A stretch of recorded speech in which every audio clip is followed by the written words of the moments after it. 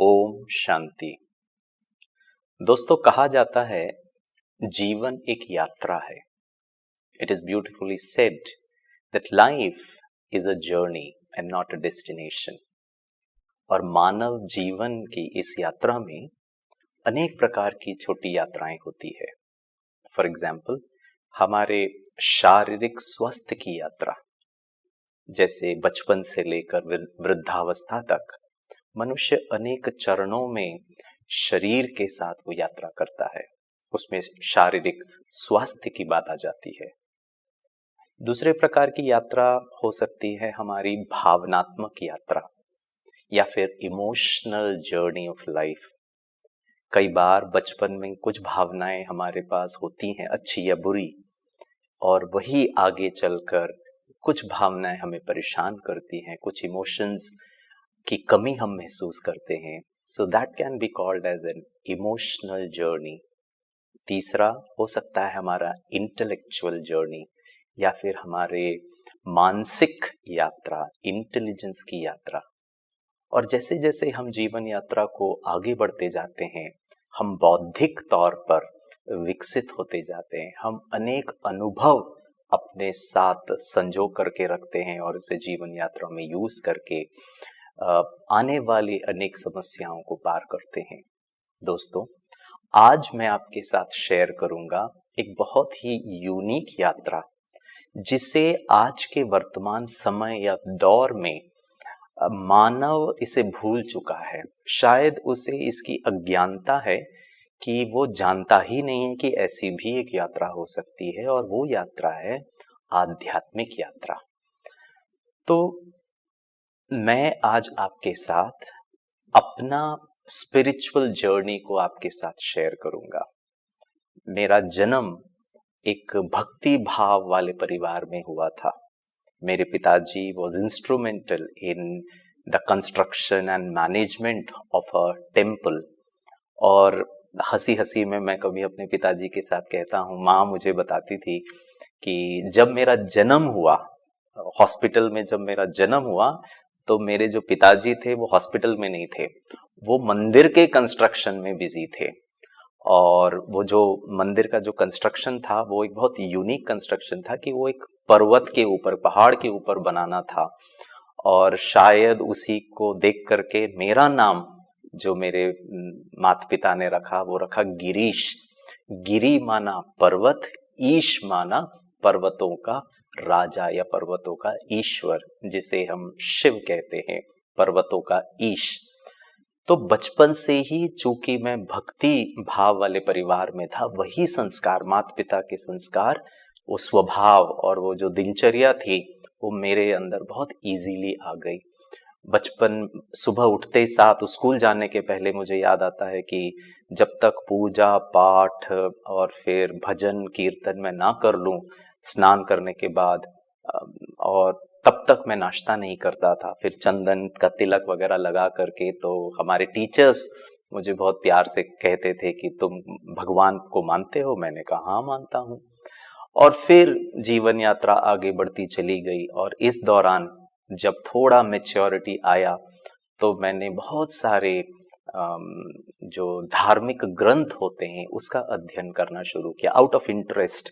जैसे गीता को पढ़ना मुझे बहुत अच्छा लगता था, और जो मेरे साथी थे जो कॉलेज में पढ़ते थे वो दूसरे धर्म को बिलोंग करते थे, तो फिर अंडरस्टैंडिंग इस्लाम और क्रिश्चियनिटी का जो द होली बाइबल है, उन सब का को भी मैं बहुत रुचि से पढ़ता था। मुझे याद आता है कि एक बार हम डिग्री करने के बाद एक कॉम्पिटिटिव एग्जाम लिखने के लिए एक दूसरे शहर में गए। मेरे साथ मेरे फ्रेंड्स भी थे, और शाम का वक्त फ्री था, और क्योंकि हम दूसरे शहर में थे तो सबने प्लान किया कि वो मूवी देखेंगे।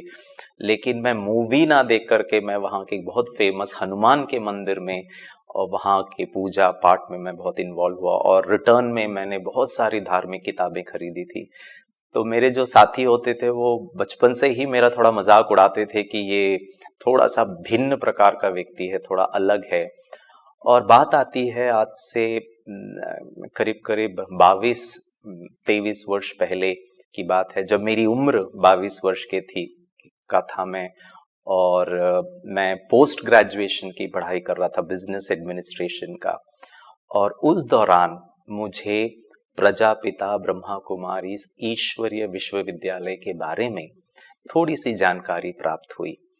मैं इसको बहुत स्पष्ट करना चाहूँगा कि प्रजापिता ब्रह्मा कुमारी ईश्वरीय विश्वविद्यालय एक आध्यात्मिक संस्था है, धार्मिक संस्था नहीं है।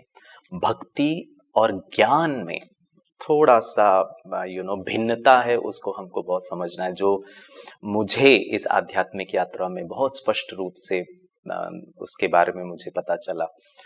और जब मुझे इस ईश्वरीय विश्वविद्यालय आध्यात्मिक संस्था के बारे में बताया गया, तो दोस्तों मैं बहुत सच्चाई से आपके साथ शेयर करना चाहूँगा कि मुझे ये विद्यालय की बातें जो थी ना, वो थोड़ी पसंद नहीं आई, मुझे अच्छा नहीं लगा। उसके पीछे भी कारण ये था कि तब तक मैं हर चीज़ को, क्योंकि हम पोस्ट ग्रेजुएशन की पढ़ाई कर रहे थे, हमको हर चीज़ को लॉजिक के आधार पर, प्रॉफिट एंड लॉस के आधार पर, तर्क के आधार पर, विवेक के आधार पर, बुद्धि के आधार पर हर चीज़ को एनालाइज करना सिखाया जाता था। तो मैंने भी उसी आधार से इस आध्यात्मिक विश्वविद्यालय की जो बातें हैं उसको भी उसी मानसिकता से समझने का प्रयास किया। तो वहां पे मुझे थोड़ी सी बात अच्छी नहीं लगी। क्यों? क्योंकि ब्रह्मा कुमारी इसमें जो बताया जाने वाला जो ज्ञान है उसका रेफरेंस कहीं पर भी नहीं था। और कई बातें तो ऐसी भी थी जो कि हमारे जो हिंदू धर्म के शास्त्रों में जो बात लिखी है उससे थोड़ी सी भिन्न और अलग भी थी। थोड़ा सा मैं तो कहूँगा कि एकदम 180 डिग्री अलग भी थी, एकदम एब्सोल्युटली ऑपोजिट भी थी। और हमें ये सिखाया जाता था कि आपको किसी भी विषय वस्तु पर अगर रिसर्च करना है तो उसके लिए उस विषय वस्तु से संबंधित आज तक जो अध्ययन हुआ है, आज तक जो रिसर्च ऑलरेडी हो चुका है, जिसको हम रिसर्च की भाषा में लिटरेचर स्टडी कहते थे, उसको आप पहले पढ़ो ताकि आपको और क्लियर आइडिया हो जाए कि आप किस विषय में रिसर्च कर रहे हो। तो जहां पर आध्यात्मिकता की बात आती थी और जो ब्रह्मा कुमारी इसमें बताया जाने वाला जो ज्ञान बिंदु थे, वो उसके बारे में रेफरेंस के तौर पर हमारे शास्त्रों में थोड़ा सा मिलता नहीं था या फिर वो मैच नहीं करता था, उसमें स्टार्क कॉन्ट्रास्ट था। तो ये बात जब मुझे पता चला तो मैंने आउटराइटली ही इसको नकार दिया कि ये बात ठीक नहीं हो सकती है। क्यों? क्योंकि मैं अपने लॉजिक के आधार से ये सोच रहा था कि बताने वाले जो मुझे ब्रह्मा कुमारी के बारे में बता रहे थे वो मेरे बड़े भाई साहब थे, तो मैं उनके साथ तर्क करता था कि ये आपका मन घड़ंत कंसेप्ट है, this is some story you are creating in the mind which doesn't have a solid foundation, है ही नहीं, उसका कोई रेफरेंस ही नहीं है। पहली बात। दूसरा, जब मेरे को ब्रह्मा कुमारी के बारे में थोड़ा और जानकारी पता चलने लगा तो मुझसे कहा गया कि आपको 7 डेज का कोर्स करना पड़ेगा। जब ये कोर्स के बारे में बात आई तो फिर से मेरा वो जो लॉजिकल माइंड है उसने बहुत ज्यादा उस पर चिंतन मनन करके मैंने तर्क के लिए ये सामने वाले हमारे बड़े भाई साहब को ये कहा कि मेरे लिए भक्ति कहो, आध्यात्मिकता कहो, वो दिल के बहुत नजदीक की बात है, वो बहुत ही मेरा एक पर्सनल प्राइवेट इशू है। और उस मामले में आप मुझे कोर्स करा करके आप फीस भी चार्ज करोगे। और क्योंकि मैं बिजनेस मैनेजमेंट पढ़ रहा था तो हर चीज को मैं बिजनेस के एंगल से देखता था, और मैंने तो उनको बहुत थोड़ा सा स्पष्ट और थोड़ा कड़क शब्दों में कहा था, हो सकता है आपके लिए आध्यात्मिकता बिजनेस हो, मेरे लिए बिजनेस नहीं है, क्योंकि आप अब उसमें फीस चार्ज करोगे, फिर एडवांस कोर्स का अलग फीस, फिर super advance course, experiential course का अलग फीस। मैं ये मानता हूं कि बिजनेस में कोई प्रोडक्ट या सर्विस बनाइए, आप अपने कस्टमर को दीजिए, वो खुश हो जाएंगे, उसमें जो आपका कॉस्ट लगता है ऊपर से आपका प्रॉफिट मार्जिन वो आपका आय है, बिल्कुल करेक्ट। लेकिन ईश्वर, आध्यात्मिकता, जीवन और जीवन को चलाने वाले जो मूल्य होने चाहिए वो अमूल्य है, उसकी कोई कीमत नहीं आंकी जा सकती। Please don't belittle, I said it, please don't devalue या belittle the very beautiful concept of spirituality. ये दूसरी बात थी जो मुझे पसंद नहीं आई। क्यों? क्योंकि प्रजापिता ब्रह्मा कुमारी ईश्वरीय विश्वविद्यालय एक ऑर्गेनाइजेशन का फॉर्म था, एक संस्था है वो। तो मेरा सीधा सीधा स्पष्ट ये क्वेश्चन होता था कि क्या भगवान को भी एक संस्था बनाने की जरूरत पड़ी? संसार में बहुत अच्छे अच्छे बिजनेस ऑर्गेनाइजेशंस है और बिजनेस को चलाने वाले उनके अच्छे अच्छे मालिक भी हैं, आप जानते होंगे। उन्होंने एक विजन रखा कि मैं ये बिजनेस ऑर्गेनाइजेशन शुरू करूंगा, ये हम सर्विस प्रोडक्ट देंगे, इससे हम ये प्रॉफिट कमाएंगे और कंपनी का ग्रोथ होगा। भगवान को बिजनेस करना है, भगवान को ग्रो करना है, ये बात मुझे बिल्कुल पसंद नहीं आई। क्यों? क्योंकि आध्यात्मिकता में बिजनेस का कोई भी या प्रॉफिट का कोई भी बात नहीं होनी चाहिए। जब मैंने ये बातें उनके सामने रखा तो मुझे पहला पॉजिटिव एक्सपीरियंस या अनुभूति या फिर जानकारी जो मुझे प्राप्त हुई वो ये थी कि जब मेरे बड़े भाई साहब ने कहा कि आपको किसने कहा है कि हमारा 7 डेज कोर्स का फीस होता है, तो मैंने कहा आप लोग फीस नहीं लेते। तब पहली बार मुझे पता चला कि ब्रह्मा कुमारी ईश्वरीय विश्वविद्यालय अपनी हर प्रकार की सेवाएं निशुल्क, उसके लिए कोई भी चार्जेस नहीं, कोई भी सेमिनार प्रोग्राम्स या फिर 7 डेज कोर्स या मेडिटेशन कोर्स का कोई फीस नहीं होता है। And it really touched my heart. कि फिर मैंने उनसे पूछा कि जब आप प्रॉफिट कमा ही नहीं रहे हो तो फिर संस्था बनाने की क्या जरूरत है? तो उन्होंने कहा गिरीश भाई धीरे धीरे आपको सब बात स्पष्ट हो जाएगी, क्या आप 7 डेज कोर्स करने के लिए तैयार हो? मैंने कहा बिल्कुल ठीक। जब मैं 7 डेज कोर्स करने के लिए गया तो मेरे को जो कोर्स कराने वाली एक माता थी, थोड़ी उम्र ज्यादा थी, और मैंने स्वामी भाई को, हमारे बड़े भाई साहब को कहा था कि जो भी मुझे कोर्स कराएंगे उनको मैं बहुत सारे प्रश्न पूछूंगा। उन्होंने कहा आपको पूर्ण अधिकार है, आपको जो प्रश्न पूछना है आप पूछ सकते हैं। तो जब मैं कोर्स करने के लिए सेंटर पे, मुंबई कांदिवली की बात है, वहां करने के लिए गया तो मैंने वो माता जी को जब देखा, थोड़ा उम्र था, सफेद बाल थे और थोड़े वृद्ध भी थे, तो मेरे मन में ये बात आई कि महिलाओं के प्रति पहले से ही बहुत, माताओं के प्रति आदर सम्मान था। तो मैंने कहा मैं इनको डिस्टर्ब नहीं करता, अगर कोई भाई होते, स्वामी भाई जैसे कोई होते तो उनको मैं थोड़ा अच्छे प्रश्न पूछता था। मैंने कहा रहने दीजिए गिरीश भाई, मैं इनसे प्रश्न नहीं पूछूंगा, इनकी बात सुन लूंगा, प्रश्न फिर स्वामी भाई से पूछूंगा। तो फिर वो जो माता जी थे उन्होंने कहा हम 2 मिनट भगवान की याद में रहेंगे फिर कोर्स शुरू करेंगे। मैंने कहा ठीक है। तो मेडिटेशन में बैठे और उन्होंने कहा ओम शांति। तो फिर मैंने आंखें खोल दी और उन्होंने कहा आपका यहाँ पे स्वागत है, परमात्मा के घर में आपका स्वागत है। कोर्स शुरू करने से पहले वो माता जी ने मुझसे कहा कि क्या मैं आपसे एक प्रश्न पूछूं? मैंने कहा ये बात तो एकदम वंडरफुल है, मैं यहाँ प्रश्नों का भंडार लेकर आया था और मैंने सोचा कि इनके आदर के कारण मैं इनसे प्रश्न ना पूछूं, लेकिन ये माता जी तो अपने आप में बहुत स्ट्रांग है, ये उल्टा मुझसे प्रश्न पूछ रहे हैं। मैं थोड़ा सा अचरज में था, मैंने कहा हाँ पूछिए। एंड बिलीव मी, वो जो प्रश्न था, ऐसे प्रश्न के बारे में मैंने जिंदगी में कभी नहीं सोचा था। और वो माता जी ने मुझसे पूछा गिरीश भाई आप भगवान को मानते हैं? मैंने कहा हाँ। बोला आप कौन से भगवान को मानते हैं? तो मेरे जो सबसे प्रिय इष्ट थे, जिसको मैं बहुत ज्यादा भावना से मानता था, वो था हनुमान जी। और हर शनिवार को मैं हनुमान मंदिर में जाता था और वहां पे वो पंडित जी जो होते थे उनके साथ मिलके सेवा करता था। जो वो मुझे बताते थे, झाड़ू लगाओ, ये करो, फूल लगाओ, जो भी वो, मुझे बहुत खुशी होती थी, भावनावश में करता था। तो मैंने कहा मैं तो हनुमान जी का परम भक्त हूँ। तो फिर उन्होंने कहा तो प्रश्न पूछे? हमने कहा पूछिए। उन्होंने कहा मान लीजिए, हाइपोथेटिकली मान लीजिए कि मेरे और आपके बीच में ना एक टेबल रखा हुआ था। तो उन्होंने कहा मान लीजिए हनुमान जी राइट नाउ, इसी क्षण इस धरती पर आते हैं और इस टेबल में बैठ जाते हैं। मैंने कहा हाँ ठीक है।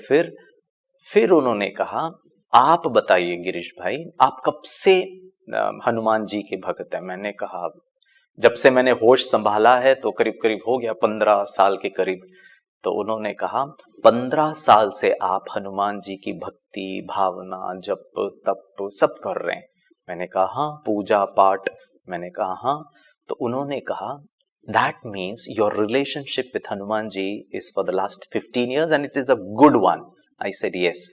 तब उन्होंने कहा मान लीजिए हनुमान जी यहाँ आ जाते हैं, मुझे बताइए गिरीश भाई, उन्होंने पूछा हनुमान जी आपसे क्या बात करेंगे? And believe me friends, I had no answer. मुझे पता ही नहीं था कि हनुमान जी मुझसे क्या बात करेंगे। हेलो करेंगे, हाय कहेंगे, ओम शांति करेंगे, संस्कृत भाषा बोलेंगे, हनुमान चालीसा बोलेंगे, मेरा हालचाल पूछेंगे। And I was confused. तब मुझे लगा कि गिरीश भाई, जिस बात को लेके मैं थोड़ा सा गुरूर में था, कि थोड़े से अहम में था, अहंकार में था, कि मैं बहुत ज्यादा भक्ति में भगवान के बारे में जानता हूं, पहली बार मुझे पता चला कि शायद और भी कुछ जानना है। वहां से मेरी प्रजापिता ब्रह्मा कुमारी ईश्वरीय विश्वविद्यालय के द्वारा ये आध्यात्मिक यात्रा की शुरुआत हुई। और ये यात्रा को मैं कहता हूं ज्ञान की यात्रा, समझ की यात्रा। इसमें विश्वास भी है तो फिर ज्ञान भी है, और ये दोनों ही पहियों के आधार से चलता है। कंप्लीट ब्लाइंड फेथ भी नहीं है और कंप्लीट तर्क और कंप्लीट लॉजिक भी नहीं है। It has to have a beautiful balance. वो मुझे बात समझ में आई। और अनुभव की अगर मैं बात करूं, हमारे जीवन में अनुभूति तब होती है जब हम किसी भी वस्तु का या किसी विषय का, किसी बिंदु को हम उसे यूज करते हैं। जैसे कि अगर आप एक गाड़ी खरीदने जाएं तो आजकल आपको गाड़ी खरीदने के पहले टेस्ट ड्राइव करने का मौका मिलता है। You can drive the vehicle, you can get a feel of it कि गाड़ी में कन्वीनियंस कितना है, कितना कंफर्ट है, उसका अंदर का डैशबोर्ड कैसा है, इंटीरियर्स में आपको कैसे फीलिंग आ रही है। आप चलाते वक्त आपको उसका लाइट, ब्रेक, क्लच और जो भी, यू कैन टेस्ट ड्राइव। अगर आपको अच्छा लगता है तो you can book to purchase the vehicle. और अगर मैं आध्यात्मिक यात्रा के अनुभवों के बारे में बात करूं तो वो अनुभूति मुझे तब प्राप्त होना शुरू किया जब मैं विश्वास और तर्क के आधार पर, लॉजिक के आधार पर इस आध्यात्मिक ज्ञान की बातों को अपने जीवन में आत्मसात करने लगा। एक अनुभव मैं आपको बताता हूं जो मुझे बहुत यूनिक लगा। जब मैं पहली बार माउंट आबू गया, ब्रह्मा कुमारी इसका जो इंटरनेशनल हेडक्वार्टर्स है, और वहां का जो वातावरण, वहां की जो एनर्जी, वहां की जो वाइब्रेशंस, वहां का जो कारोबार, the way it is conducted, वो मैंने देखा तो मुझे थोड़ा अचरज लगा कि मैंने बिजनेस मैनेजमेंट सीखा है, हम बिजनेस ऑर्गेनाइजेशन का प्लानिंग, ऑर्गेनाइजिंग, कंडक्टिंग, मीटिंग, किसी भी एक्टिविटी के लिए कितना हम उसके बारे में चिंतन करते हैं, लेकिन यहाँ 3000 लोग एक प्रोग्राम में हैं, दूसरे प्रोग्राम में 20,000 लोग हैं, लेकिन मैंने कहीं नहीं देखा किसी भी भाई बहन को, उनके ऑर्गेनाइजर्स को, वो डिस्कशन कर रहे हैं, मीटिंग कर रहे हैं, कुछ ऊपर नीचे बातें हो रही है, इमरजेंसी हो रहा है। Everything was like it was on an auto pilot mode. अपने आप काम हो रहा है, कोई करते हुए नजर नहीं आ रहा, कोई किसी को इंस्ट्रक्शन नहीं दे रहा है। और मैंने एक जो बिंदु था जिसमें मुझे ब्रह्मा कुमारी के बारे में थोड़ा सा एक डाउट ये था कि क्योंकि कहा जाता है कि ब्रह्मा कुमारी के जो भगवान हैं या फिर जो संस्था को चलाने वाले जो हैं, वो परम पिता निराकार शिव हैं, निराकार हैं। और साथ में हमें यह भी बताया जाता था कि संस्था के जो फाउंडिंग फादर हैं वो प्रजापिता ब्रह्मा हैं, जिनको हम ज्ञान मिलने के पहले उनको दादा लेखराज कहते थे। तो मैंने वो जो निराकार परमात्मा है उसको मैंने डिस्काउंट कर दिया था, क्योंकि जो देखा नहीं जा सकता है, जो जिसके बारे में मुझे इतना जानकारी नहीं है, उसमें मैं कैसे विश्वास करूं, क्योंकि हर चीज हम अपने कर्मेंद्रियों के द्वारा विश्वास करना चाहते हैं। तो मैंने माना कि ये जो प्रजापिता ब्रह्मा है सो कॉल्ड, इनको ऐसा कुछ हुआ होगा, इन्होंने संस्था चलाई, बनाई होगी, उसका शुरुआत की होगी और उन्होंने उसको आगे बढ़ाया होगा। लेकिन जब मैं वहां गया मुझे ये बात पता चला कि प्रजापिता जो ब्रह्मा हैं, इन्होंने 1969 में ही देह को त्याग दिया। उस समय लगभग बहुत कम सेवा केंद्र भारत में थे, बहुत कम सेंटर्स थे। और 1969 से लेकर 2016 के ये यात्रा के बारे में बात करूं तो ये संस्था आज लगभग 140 राष्ट्रों में मोर देन 8500 सेंटर्स द्वारा ये आध्यात्मिक ज्ञान सारी दुनिया को बांट रहे हैं। अर्थात इस संस्था को चलाने वाला जो है वो कोई अद्भुत शक्ति है। उस शक्ति को हमको अनुभव करना है, उस शक्ति को जानना है, पहचानना है। और जो सबसे अच्छा अनुभव जो मुझे आध्यात्मिक ज्ञान में आने के बाद जो मिला, भक्ति हम करते थे, मंदिर जाना, पूजा पाठ करना, वो सब था, लेकिन अंदर का जो डर था वो कम नहीं हुआ। अंदर का जो गुस्सा था वो कभी कभी बाहर आ जाता था। ईगो जो था, जैसे जैसे मैं पढ़ाई करके आगे बढ़ रहा था, हमारे अंदर वो पढ़ाई का, अनुभव का, पोजीशन का जो क्या कहूँगा मैं, अहम, वो भी बढ़ना शुरू हो गया। लेकिन आध्यात्मिक ज्ञान में ब्रह्मा कुमारी के साथ जुड़ने के बाद उस ज्ञान की बातों को जीवन में धारण करने से डर, अशांति, क्रोध, ये सब में बहुत परिवर्तन मैंने अपने जीवन में देखा। और पिछले 23 साल के इस आध्यात्मिक यात्रा में मैं कहूँगा मैंने इतने सारे रिस्क उठाए हैं लाइफ के। जीवन में विघ्न, परेशानियां, दिक्कतें, परिस्थितियां आएंगी। भक्ति में हमने सिर्फ भगवान के साथ प्रार्थना की कि भगवान विघ्न को हटाओ, परिस्थिति को चेंज करो। लेकिन आध्यात्मिक ज्ञान ये नहीं कहता है।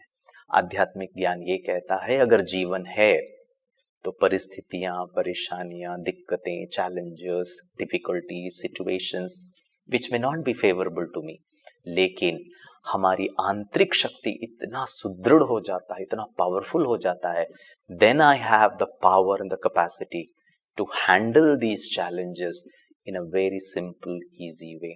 और ये मेरा सबसे अच्छा अनुभव रहा है। अर्थात आज मेरा जीवन बहुत सहज, बहुत सरल, बहुत इजी, विदाउट मच एफर्ट। ना मन का बहुत एफर्ट करना पड़ता है, ना संबंधों में बहुत एफर्ट करना पड़ता है। लाइफ का वो जो जर्नी है उसको मीनिंग, ब्यूटीफुल मीनिंग तब आएगा जब हम जर्नी को एंजॉय करें। यात्रा को एंजॉय करना बहुत जरूरी है। तो ये जीवन रूपी यात्रा जो है मेरा, बहुत ही सुखद, बहुत ही शांतिमय, बहुत ही प्यारा, बहुत ही ब्यूटीफुल, बहुत ही इजी बन गया ब्रह्मा कुमारी इसमें ज्वाइन करने से। आप सबके साथ मैंने अपने अनुभव शेयर किया। Thank you. ओम शांति।